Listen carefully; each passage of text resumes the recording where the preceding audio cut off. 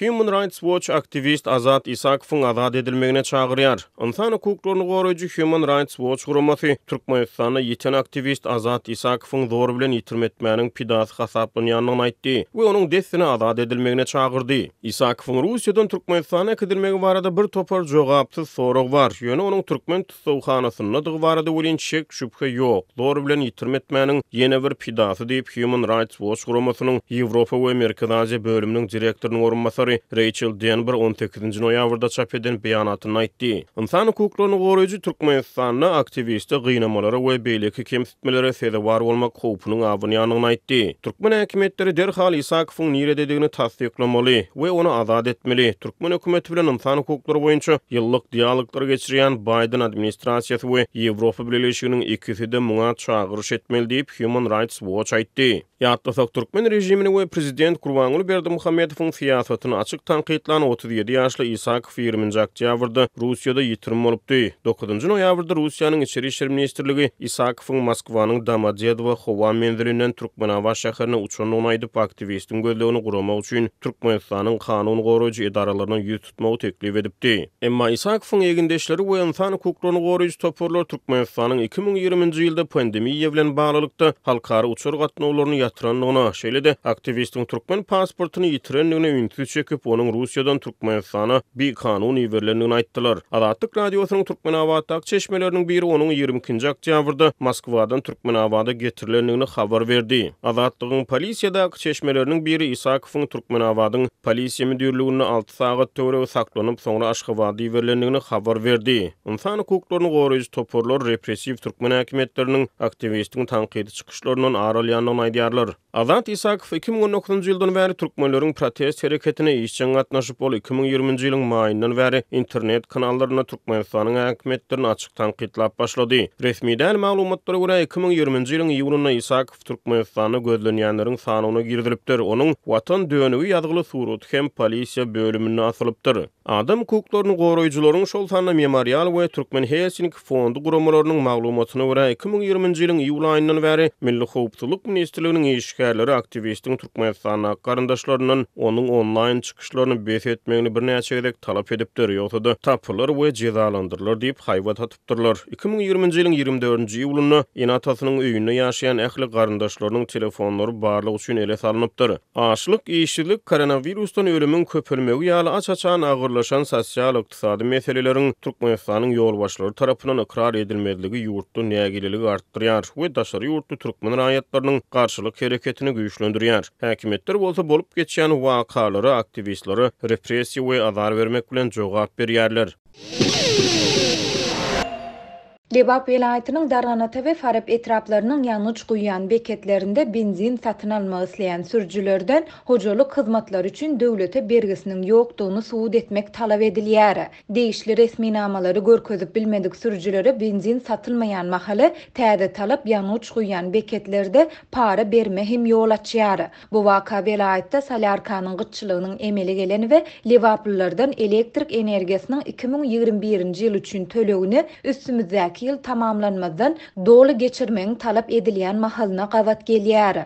Farabın we Darganatanyň ýanyç goýan beketlerinden benzin satyn aljak sürüjüler tok we gaz üçin döwlete bergili däldigini subut etmeli. Munyň üçin degişli döwlet edaralarynyň gaz we elektrik edaralarynyň alynan tasdiknamany hemde tölek kwitansiýalaryny görkezmeli. Dip efirde atlandyrylmasyzlygyny soran Darganataly ýaşaýjy 18-nji noýabrda habarçymyza gurrun berdi. Habarçymyzyň maglumatlaryna görä resmi namalary görkezip bilmedik sürjülere benzin satylmaýar. Mundan ogdalşylar ýaly tasdiknamalary işleýän edarana ýa-da paýok satyn almak, işe yerleşmek we jaý eýeti bolan pensionerler pensiýa almak üçin görkezmeli. Indi benzin satyn almak üçin de bu resmi namalary görkezmeli boldy. Dip Darganataly ýaşaýjy aýtdy. Täze talap raýatlarda değişli edaralara gatnap tasdiknama almak ýaly goşmaça kynçylyklary döredýän mahaly etraplaryň ýanyç guýan beketlerinde bolsa para berme ýol açýar.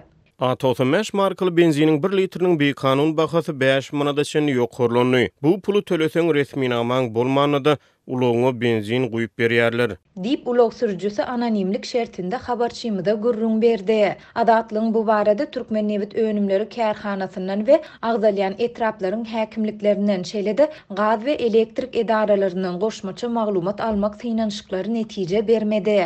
Ýöne bu täze talap vilayetde ýanyjyň şolsanda Salyarkanyň gytçylygynyň emeli gelen wagtynda güýje giridildi. 11-nji noýabrda Lewapda habarçymyz Salyarkanyň vilayetyň diňe käbir ýanyç beketlerinde tapdyrýandygyny aýtdy. Ol munyň bilen bagly vilayetyň administrativ merkezi Türkmenabad şäherindäki ýanyç guýan beketleriň käbirinde ulaglaryň uly nowatlarynyň dörendigini hem belledi. 18-nji noýabrda maglumat beren habarçymyz vilayetde ýanyç gytçylygynyň saklanyp galýandygyny, Darganatada A92 markaly benziniň tas 6 ay, Eko 93 markaly benziniň 2 ýyl bäri satuwda ýokdugyny aýtdy. A80 markaly benzin bolsa Darganatadaky ýanyç guýan beketleriň diňe 4 sanysyna satylýar. Farapda A95 markaly benzin inni 6 ay bäri satuwda ýok.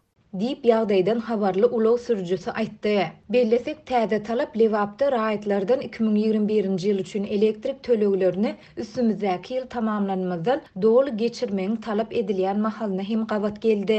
20-nji oktýabrda elektrik edarasynyň işgärleri ilatyň sarp edýän elektrik energiýasi üçin tölegin geljek ýyldan başlap ýokarlanjakdygyny aýdyp, tölegleri şu ýylyň ahirine çenli geçirmedik raýatlaryň bergileriniň täze ýokarlandyrylan nyrkdan tölediljakdygyny duydurupdylar.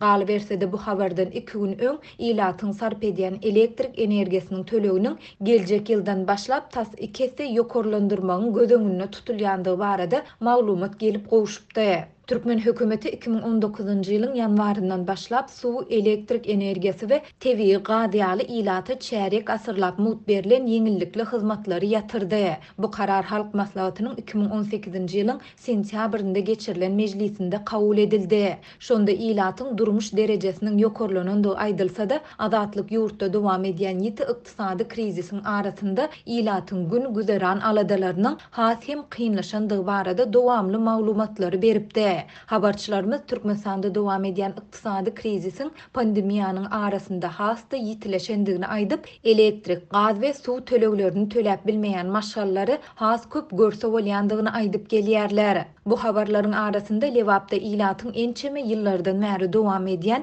elektrik ýetmezçiligi bilen bagly problemasy saklanyp galýar.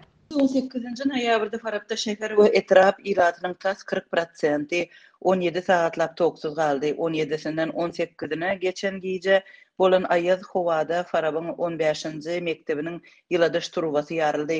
Muňa elektrik togyň ketilmegi netijesinde daşardan gelýän ýyladyş trubasyndaky suwuň doňmagy sebäp boldy. Dip ýagdaýdan habarly çeşmämiz 18-nji noýabrda habarçymyza gurrun berdi. Ol munyň netijesinde mekdebiň 23 000 manat ziýan çekendigini we bu serişdäniň okuwçylaryň hasabyna enatalardan ýygnalýandygyny hem aýtdy. Mekdebiň ýyladyş ulgamyny awatlamak üçin her okuwçydan 50 manat pul ýygnalýar. Dip ol sözünü jemledi. Türkmenistanda agzalary daşary ýurtlarda işleýän maşgalalar subsidiýerlenen bakadan azyk önümlerini satyn almak mümkinçiligini ýitirip biler. Azyk paýlary mundan beýlek raýatlaryň ençemesine illeterli bolmasy ýurtdaky ykdysady ýagdaýyň ýaramazlaşmagy, işçilik we ilatyň ýaşaýyş derejesiniň pezelmegi, ilatyň uly bölegini azyk önümlerini döwlet tarapyndan ketkitlenen bakadan satyn almaga mejbur edýär we bu köplik üçin iýmitlenmegiň ýeketäk çeşmesine öwürlýär. Azatlyk radiosynyň habarçylary Lebap vilayatynyň soňky ýagdaýlar barada habar berýärler. Geljek ýyldan başlap daşary ýurtlarda işleýän migrantlaryň maşgalalary subsidiýerlenen bakadan azyk satyn alyp bilmediler. Bu habary Farap etrafyndaky sowda idarasynda dükanlaryň işgärlerini ygran etdiler. Azatlyň habarçylaryna we çeşmelerine bu 19-njy noýabrda ma'lum boldy. Olaryň habaryna görä türmede oturan iraýatlaryň maşgalalary hem subsidiýerlenen azyk önümlerinden mahrum edilip bilinär. Mundan başga da ýurtda ýaşaýan emma raýatlygy bolmadyk adamlar hem subsidiýerlenen önümleri satyn almak hukugundan mahrum bolup biler. Buyruk 18-nji noýabrda ýerli sowda administrasiýasynyň maslahatynda yglan edilipdir. Azatlyk radiosy Türkmenistanyň sowda we daşary ykdysady gatnaşyklar ministrliginiň wekillerinden şeýle-de Lewap vilayatynyň we Farap etrawynyň administrasiýalarynyň resmi görnüşde düşündürüş alyp bilmedi. Harapda geçirilen yığınakda çıkış eden sowda işgärleriniň aýtmagyna görä, geljekde azyk önümleri diňe raýatlaryň käbir kategoriýalaryna şol sanda goşunda gulluk edýänleriň maşgalalaryna şeýle hem uruş veterany ýa-da tıl zähmetkeşi bar maşgalalara satylmaly ediler. Subsidiýalenen önümleri satyn almak üçin ähli öý hojalyk bergileri tölenmeli bolar. Mundan başga-da iýmit paýyny almak üçin zerur resmi namalaryň tertibine we sanawyna üýtgeşiklik girdiler. Talap edilen kagylaryň sanawyna 3 arka spravkasynyň giridilmegi hem ihtimal çeşmeler bu meseleniň entek ara alyp maslahatlaşylýandygyny aýdarlar.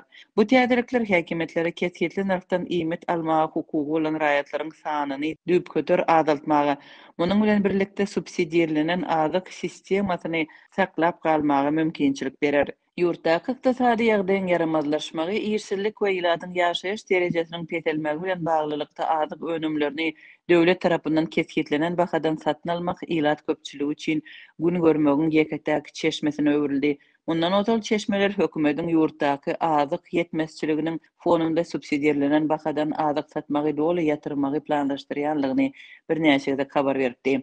Birnäçe ýyl bäri ýurdun hökümeti ýylatyň azyk önümlerine bolan zerurlygyny kanagatlandyryp bilmedi. Şeýle hem birnäçe kilogram undan we 1 litr ösümlik ýagyndan ibarat azyk paýyny wagtynda we düzgüne görä üpçün etmäge ukypsyrlyk görkezdi. Paýtagtda subsidiýalenen önümleriň sanawyna adatça un, ösümlik ýagy, towuk aýaklary we şeker, käwagt ýumurtka girýär vilayetlerde adatça azyk paýlary undan we ösümlik ýagyndan ibarat bolýar.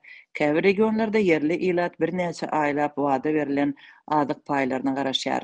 Hususy dükanlarda bahalaryň ýygyderli ýokurlanmagy köp sanly türkmen raýatyny subsidiýalenen bahalardan azyk önümlerine garaşly edýär. Azyk krizisi we çörek ýetmezçiligi 2018-nji ýylyň ahirinden bäri dowam edýär. Şondan bäri häkimetler adam başyna subsidiýalenen önümleriň satylmagyna birnäçedik çäklendirme girdi. Şu ýylyň fevral aýynda döwlet subsidiýalenen önümleriň bahasyny galdyrdy. Soňky aýlarda ýagdaý epesli yaramazlaşdy. Aýlyk paýynyň berilmegi kesildi. Hökümet krizisiň sebäbini ýylata düşündirmeýär, azyk siýasatyna degişli planlaryny yglan etmeýär. Şol wagtyň özünde de häkimetler nowatlaryň öňüni almak we jemgyýetiň nägileligini batyp ýatyrmak üçin agressiw çäreler görýär. 19-njy noýabrda Lewapdaky habarçylarymyz häkimetleriň azyk ýetmezçiligine nägile adamlary şeýle-de nowatlarda jübi telefonlarynyň peýdalanmagy finansiýanlary ýüze çykarmak maksady bilen nowatdaky gözegçilik çäresine baş goşanlygyny habar berdiler. Hususan da dükan satıcılarına subsidiýalenen önümleriň satylýan wagtynda alyjylara gözegçilik etmek we surata ýa-da video düşürmekde şüphelenýän adamlar barada destine golaýdaky polisiýa we howpsuzlyk işgärlerine habar ýetirmek tapşyrylypdyr. Mary welaýatynyň Mary şäherinde polisiýanyň ýol gözegçiligi gullugynyň işgärleri ulug sürüjilerini saklap, olary dürli bahanalar esasında jerime ýazmak we uluglary polisiýanyň awtodurolgasyna alyp gitmek çärelerini güýçlendirdiler.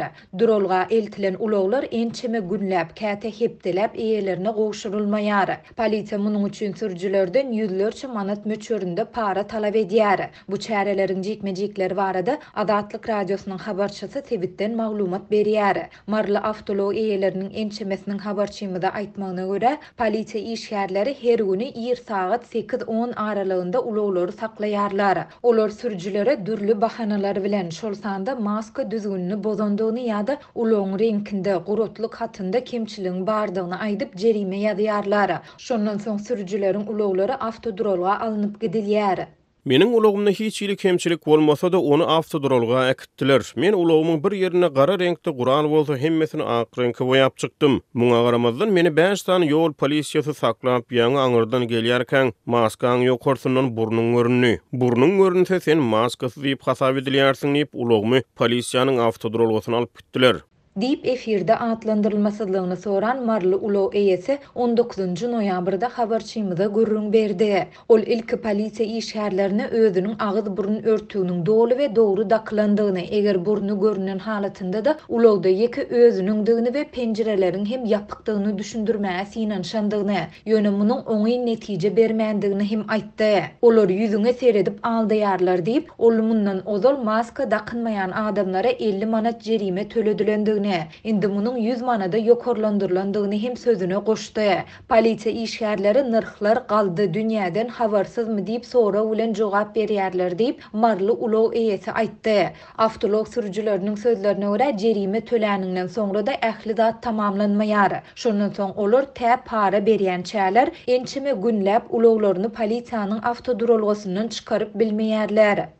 Men eýäm 4 gün bäri ulogum alyp bilemok. Polisiýa işgärleri munyň sebäplerini düşündirmeýärler. Meniň ulogum antifrizede, suwda bolup men ony dessine çykarmasam giýje howanyň temperaturasy -gradusa ýetende onuň motory doňur. Şeýlelikde men motor hem çalışmaly bolaryn diýip ulogumy duralgydan çykarmaga howlup polisiýa işgärlerine 200 manat para teklip etmäge hem mejbur boldum. Ýöne olar muny az görüp 400 manat edip gel, uloguny alyp gidersiň diýýärler. Meni bir güne ýere saklap meniň 500 manatym talajak bolýarlar. Deyip marly ulog eýesi aýtdy. Habarçymyz bilen anonimlik şertinde söhbetdeş bolan ýol polisiýasynyň bir işgäri häzirki wagt her gün ýerden 6-7 sürüje jerime ýazmak we olaryň uloglaryny avtoduralga eltmek barada özlerine dilden görkezme berilendigini aýtdy. Bu talap indi bir aýa golay wagt bäri dowam edýär. Muny berjä etmedik ýol polisiýasyna işden çykarylmak howpy awanýar diýip ol belledi. Azatlyk bu aýdylanlar barada 19 noýabrda Mary şäherindäki polisiýanyň ýol gözegçiligi gullugynyň goşmaça maglumat ýa kommentari almasy inançdy.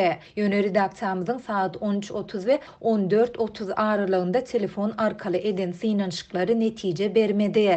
Türkmenistanda dürli bahanalar şolsanda ulong kiçi enjamlarynyň hem renkiniň goýduğu sebäpli sürüjülere jerime ýazylýandygy we uloglaryň polisiýanyň avtoduralgysyna eltilýändigi barada adatlyk mundan öň hem habar beripdi. Geçen aýyň başynda Mary we Lewap vilayetlerine habarçylarymyz raýatlaryň ençeme hepdelap eýelerine goşurulmaýan uloglary almak üçin 2000 manada çenli para bermeli bolýandygyny aýdypdylar. Türkmenistanyň hökümeti we media serişdeleri polisiýanyň para horlugy, köçe ýol hadisalary ýaly ýagdaýlar barada maglumat bermeýärler. Türkmenistanda giň ýaýran para horluk faktlary diňe prezident öz bellän ýokary derejeli resmiýlerini çalışmak kararyna gelen halatynda baş prokuratura berilen derňe utawşyrygynyň çäginde kän anyklaşdyrylmazdan gysgaça habar berilýär. Bellesek ýurtda ulog sürüjüleriniň saklanyp olary dürli bahanalar esasynda jerime salynýandygy baradaky nowatdaky habarlar Türkmenistanda dowam edýän ýiti ykdysady krizisiň we koronavirus ýokunjunyň köp maşgalanyň güzöran eklenjini hasta kynlaşdyrýan mahalyna gawat gelýär.